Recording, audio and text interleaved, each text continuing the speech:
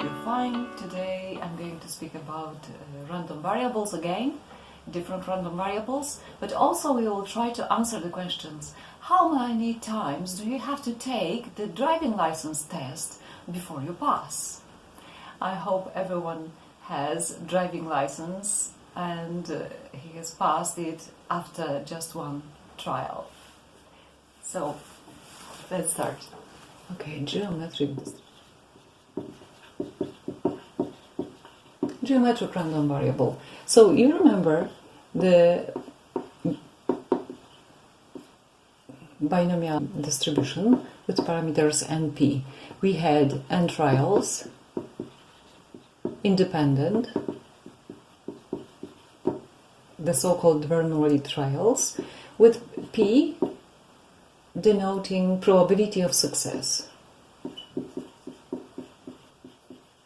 in each trial. Okay, and we tried n times, and we remember the probability that we have x successes in those n trials was given by n choose x, p to power x, 1 minus p to power n minus x. Okay, and now we are interested in the following situation. Many of you probably have driving license, and if you're trying to obtain the driving license, you have to pass some exam, and sometimes you don't get it at the first time. Sometimes you have to try twice or three times, and even more times. There are many people who try many times before they finally obtain a success. So in this case, now we will be interested not in number of successes, we just want one success, and we want to know how many times we have to try before we reach that success. So now let x denote number of failures before first victory or first success. Okay, so supposing we have some failure, and at the end we want a success. That's the model of this situation. Okay, how do we find the probability? This is called geometric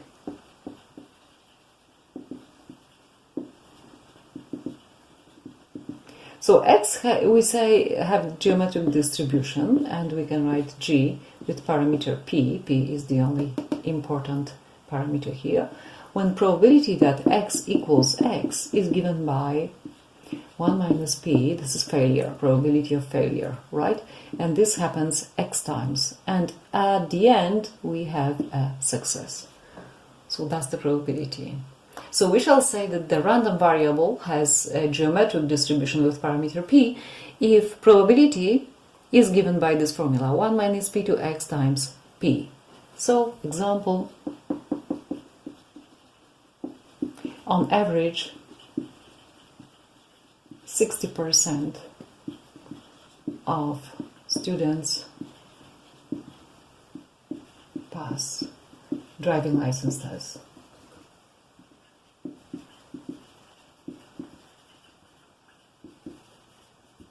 Okay, so find probability that A, you pass at first time, B, you pass at most third time. You have to pass. You have to take the exam more than 3 times. Okay, so let's find. So we observe that this random variable is geometric with parameter p equals 0, 6. So q, so 1 minus p is equal 0, 4. So question A. this is exactly probability that x is 0. No failures, 0 failures before the first success.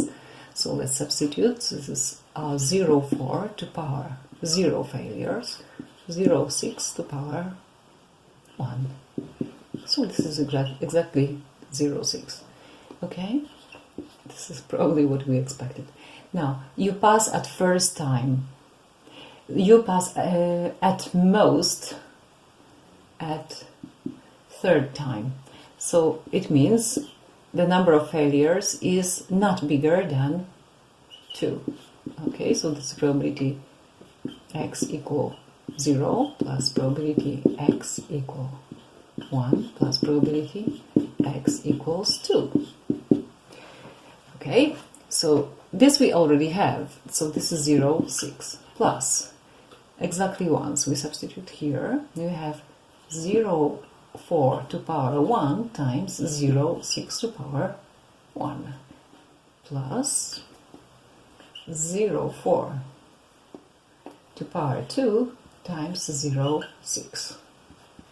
Okay, so this is 0, 6 plus 0, 24 plus 0, 16 times 0, 6 is 0, 0, 96. So we sum it up and we have this is equal 0, 9, 3, 6. Okay, and question C. Let's observe that you have to take the exam more than 3 times. It's the opposite of event in question B.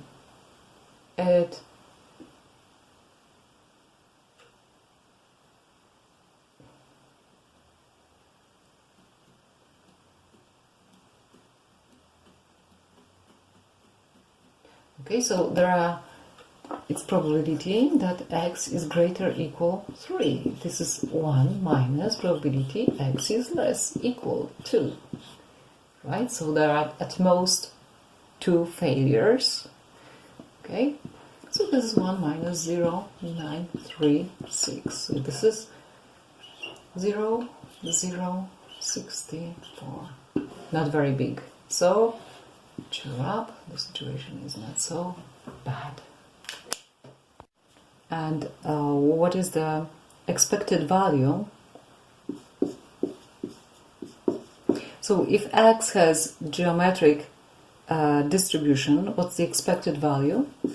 Expected value is the following: 0 times p plus 1 times p times 1 minus p plus 2 times p times y minus p squared, and so on. Summing up this series is quite tricky and requires finding derivatives of the series, so I better give you the result. Expected value is equal to 1 over p. Okay, and variance of this distribution is equal 1 minus p over p squared.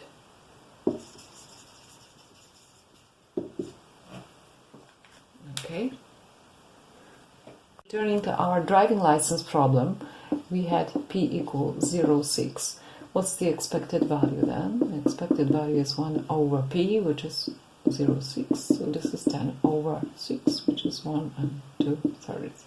And variance is 1 minus p, which is 0, 6, over 0, 6 squared. So it is 0, 4 over squared 36. So that's 40 over 36, which is 1 and 1 over 9. Okay, so if we make now the table of this random variable xi, I, so the values that we can obtain is 1, 0, 1, 2, 3, but the table never ends. Practically there is always some possibility that we'll be forced to take the test 100 times, although the probability is very, very small. So starting with 0, probability is 0, 6. Now 1 is 0, 24. twice was 0, 0, 96. 3 times is this number times 0, 4.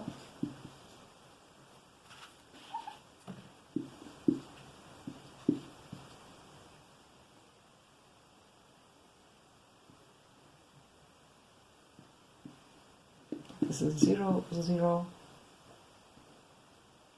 0, 38. More or less, and so on. We can see that really this is getting less and less. Maybe 1 less, 1 0 less. Not. Okay, so what's the graph of this distribution? Here we have xi's, here we have pi's. Probabilities. Now 1, 0, 1, and 2, and 3, and 4. So probability of, let's say this is 0, 6. This is 0, 24. Next is 0, 0, 96. And well, it's even hard to make a good picture because the values are dropping so fast. The values are dropping so fast. Okay, what would happen if less people were passing, for example, 25%? That would be new probability. What would be the expected value if probability of passing each time you take the exam was 1/4? Then the expected value would be 1 over 1/4, which is equal to 4. So we would expect 4 failures before you really pass. So it would really cost you a lot of money. And what would be the variance? The variance would be 1 minus 0.25 over 0.75 squared. Okay, so this is 0.75.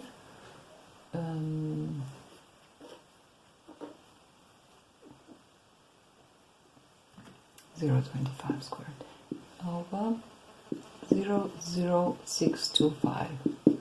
So now we multiply by 10,000 up and down.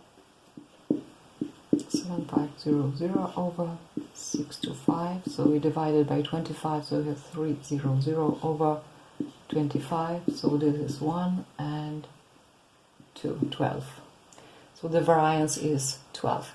Okay, probability distribution.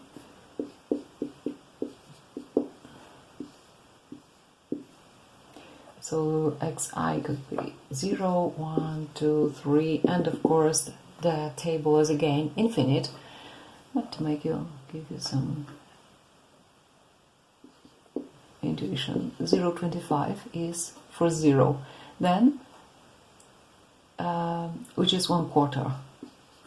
Okay, then one failure is multiplying this by 3/4, so we have 3 over 16. So one more failure, again it costs you 3/4, so it have 9